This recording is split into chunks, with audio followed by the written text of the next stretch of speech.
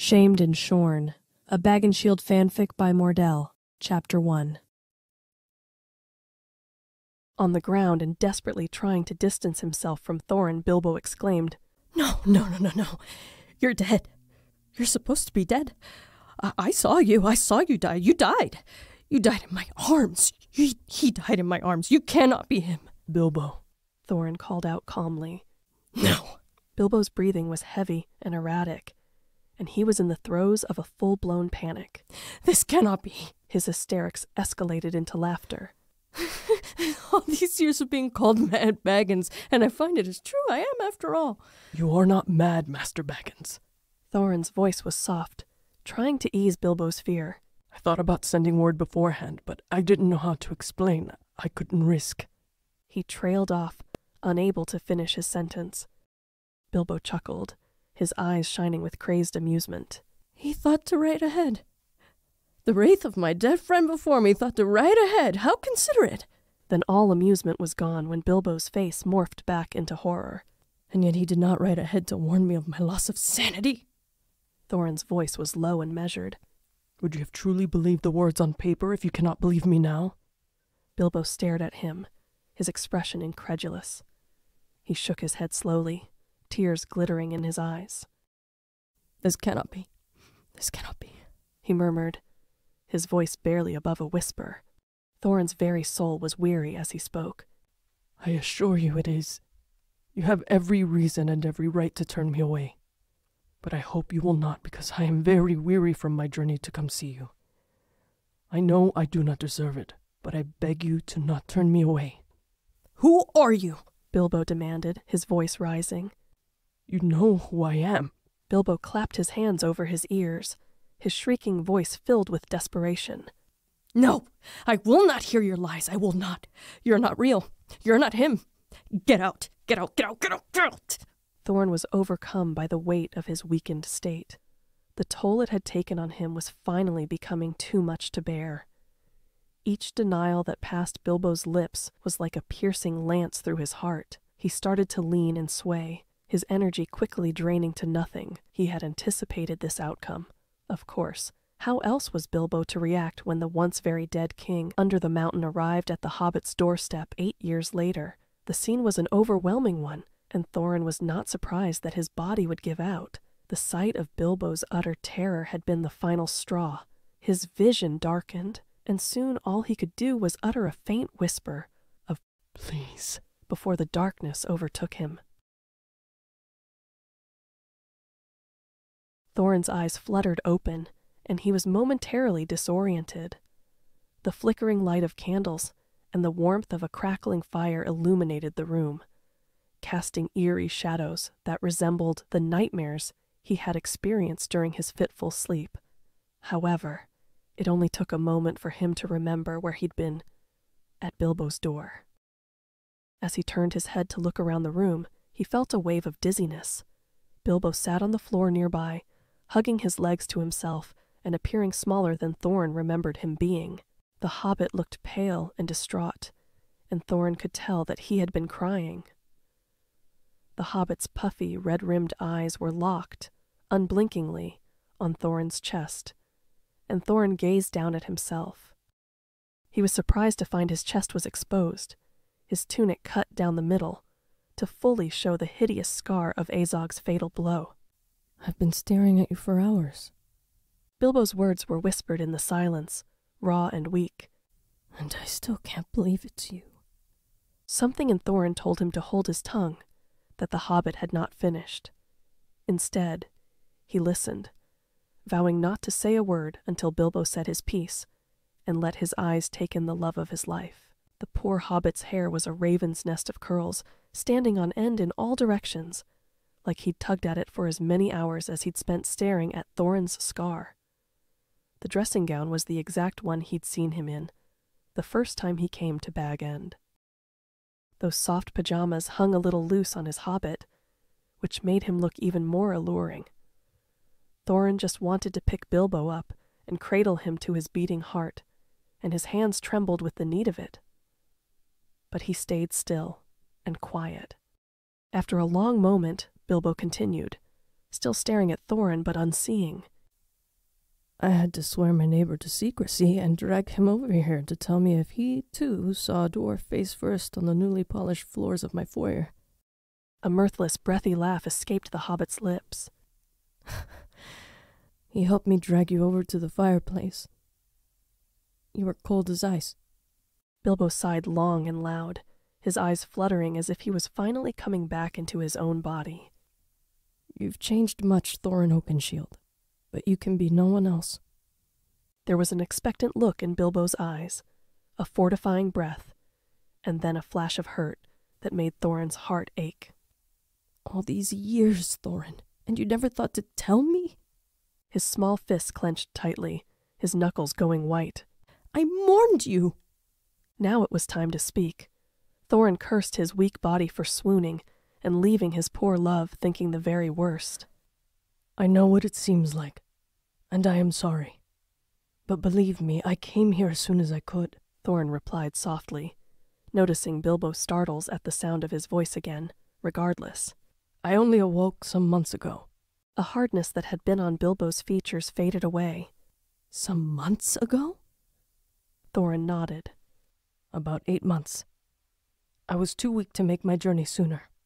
Bilbo's wide eyes then dragged over Thorin's body from head to toe, pausing on his scar again before he shook his head.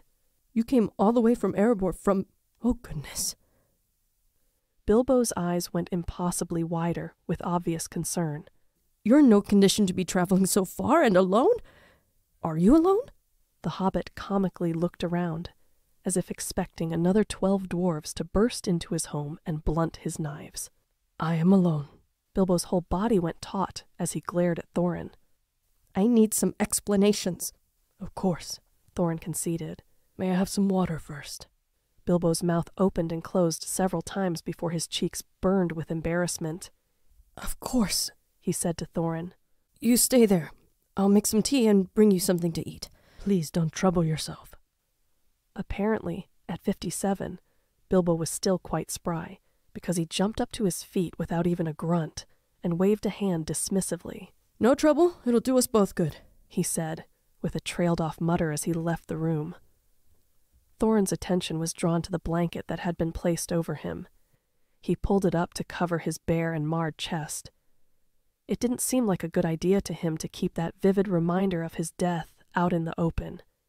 He turned to face the fire, deep in thought about how he would explain everything that had happened. Sometime later, he must have drifted off to sleep, because the next thing he knew, Bilbo was approaching him with a tray of food and several drinks. Thorin gratefully accepted the meal, knowing that he had a long night ahead of him. I know I should probably let you rest and not press you for information, but Thorin, you must understand. Bilbo choked on his words and tried to suppress a sob. Please tell me. Please explain. Thorin reached out to touch him, but Bilbo flinched back. The pain in Thorin's heart was palpable, but he understood. I will tell you everything, and will answer any of your questions. This is secret knowledge that I bestow upon you. It has been known to happen, though very rare, that a dwarf has passed on and put under the stone, and that Mahal will bar entrance to his sacred halls, and send that dwarf back. It is called stone sleep. Those who return are left to wander the rest of their lives, never really fitting in the lives they had before, never belonging to the living or the dead. It is a blessing and a punishment, for Mahal has given them a chance to redeem themselves in order to be worthy of joining their ancestors in the sacred halls. But until true death comes to us, we linger and follow the pull of our hearts to fix and mend what was broken. Thorin leaned up on his elbows, his gaze fixated on the fire. Bilbo's voice was soft as he said, Your beard? Instinctively, his hand went to his own face, shocked again at finding it bare. Left behind with the rest of everything I once was. The life I lived before is no longer mine. Thorin sighed deeply. Did your nephews? Bilbo asked with care. Thorin shook his head. No. Bilbo pressed. But could they? Thorin's heart ached at the thought. I do not dare hope. This does not happen often, Maybe once or twice per age. A sob tore through the air before it was muffled, and Thorin whipped his head up to find Bilbo, covering his mouth and weeping. Thorin ached to reach out to his hobbit, but Bilbo was not his. Are you all right, Bilbo? His small hands went to his lap, and he shook his head. Bilbo's voice trembled as he replied, No, I'm sorry. It's a lot. Thorin understood. He knew Bilbo was trying to make sense of everything, to understand the foundations of the world you once knew crumbling beneath your feet. I understand. I'm sorry. Bilbo's apology was barely audible in the space between them. He was purposefully keeping away from Thorin, and the fact pained him too much not to wince. Thorin lifted his head to meet Bilbo's gaze, and he saw the pain etched on the hobbit's face. Please stop apologizing. It is I who must ask for forgiveness. Bilbo grew visibly frustrated and stood abruptly, fists clenched at his sides. We already had this conversation, and I don't care to repeat it. Thorin couldn't let it go. Bilbo, upon waking, my first thought was of you. Bilbo's gasp was violent as one of his fists flew to his heart. What? Thorin took that as permission to continue. Do not tell me there is nothing to mend between us. There should be no forgiveness for what I've done to you, for what I could have done and would have done in my madness. It was no excuse. I am a shamed dwarf. The only thing I could think about in my waking hours was to come here to get to you as soon as possible. Bilbo stayed wide-eyed and quiet for a long moment before his cheeks flared. He cleared his throat. You should eat. Please, Thorin. Your skin and bones. I have some cuts and cheese and bread here. I'll burn this meal down if I try to cook anything in this state, but I promise once I can wrap my head around some of this and be useful again, I'll cook you up a feast, I promise. Something cold and ugly twisted in Thorin's chest at the hobbit's quick change in subject. Obviously, now was not the time to be so direct. Hobbits were not blunt creatures after all. He tried to smile gratefully and hoped he succeeded. I do not deserve your kindness. Bilbo's voice was stern, but laced with an exasperated fondness. Shut up, you! Confound you! No more apologies! Now eat! Thorin did as he was told, but frowned when Bilbo stood up again. I thought you said it would do us both good to eat. The hobbit hadn't touched a crumb of what he'd brought. Thorin pushed the tray towards Bilbo, but the hobbit shook his head. I need to get your room ready. That can surely wait until you've nourished yourself. Please. He had said that last word as gently as possible. Bilbo scoffed and put his hands on his hips. His lip trembled for a moment before he smiled. That pout looks even more ridiculous without your beard. He didn't really know what kind of boldness filled him in that moment, but Thorin pushed out his lip even further and fluttered his lashes. Ha! Bilbo exclaimed, and then clapped both hands over his mouth again as he shut his eyes hard. He took in a shaking breath through his nose and shook his head to dispel whatever emotion had overcome him in that moment. When he finally composed himself, Bilbo removed his hands and nodded. You're right. He sat once more, a little closer to Thorin, who was pleased to discover it. But let's just eat, for now. I think that was too much information as it is for the circumstances. I agree, Thorin said with a wry smile that quickly fell. I'm sorry for frightening you. He heard Bilbo swallow as he ducked his head and picked up a roll to nibble on. I thought I said no more apologies. Thorin was granted a brief smirk before Bilbo busied himself with eating. The fire crackled softly in the hearth as Bilbo and Thorin finished their meal in silence, both lost in their own thoughts about the emotional day they experienced. Bilbo cleared the dishes, and Thorin almost offered to wash them, but it seemed Bilbo had other plans. The dwarf was shooed out of the kitchen and made to follow him. Bilbo led Thorin to the guest room, his steps slow and deliberate, as if he wanted to savor every moment they had until having to separate for the evening. Thorin knew it was wishful thinking. The room was cozy, with a large bed and a small unlit fireplace. You're exhausted, he muttered as he lit the candles. So I think you should leave the washing up for tomorrow. Thorin nodded in acknowledgement. Very well. He watched the hobbit prepare the bedding and light the fireplace, and then there was nothing left for Bilbo to do. The hobbit shuffled his feet, clapped his hands together, and hummed, avoiding Thorin's gaze. They stood there for a moment, unsure of what to do next. Finally, Bilbo spoke up with forced cheer. "Well then, good night, Thorin." And just like that, Bilbo left the room and closed the door behind him. But no footsteps led away from his door. Thorin closed his eyes and prayed. But before his prayer could be fully formed, existing only in a pool of pure want, the door burst open again.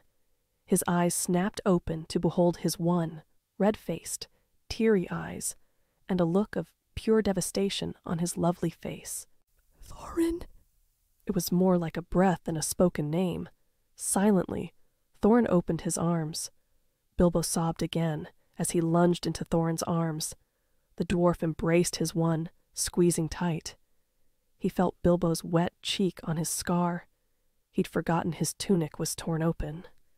The sounds wrenching themselves from his poor hobbit were enough to make him almost swoon again. So, he walked them back until his knees hit the bed, and Thorin pulled Bilbo onto his lap. "Oh, Thorin!" The hobbit rasped into the crook of his neck, and suddenly Thorin was happy he had no beard to keep him from feeling those blessed lips on his scorching skin. It's all right, he cooed and murmured into Bilbo's ear so he could be heard over Bilbo's weeping. I'm here now. I will not leave you. I am here. He rocked his one in his arms as he once did his nephew's, and began to cry as well. I am here. Somehow, Bilbo fell asleep, and Thorin carefully tucked him into his bed. There was plenty of space after all, and he didn't know where Bilbo's room was. He didn't think he had the strength to carry the hobbit to his own bed anyway. So, he decided the most logical thing to do was to share a bed. Bilbo would understand. Thorin crept onto the bed and under the covers, feeling only a little brutish for reaching out to his hobbit. But his guilt vanished when Bilbo responded immediately and snuggled into his arms with a sniffle. Thorin couldn't help but sigh with contentment when he felt Bilbo's warm, soft body press against his. His one felt so small in his arms. So right. One of Thorin's last thoughts before succumbing to sleep was how incredibly in love he was. With the treasure in his arms, tomorrow could be a disaster, but tomorrow could wait.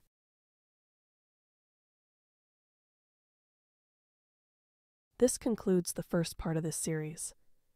You can read the rest of this series on archiveofourown.org. If you enjoyed this podfic, please let me know by leaving a like or kudos. Thank you for listening.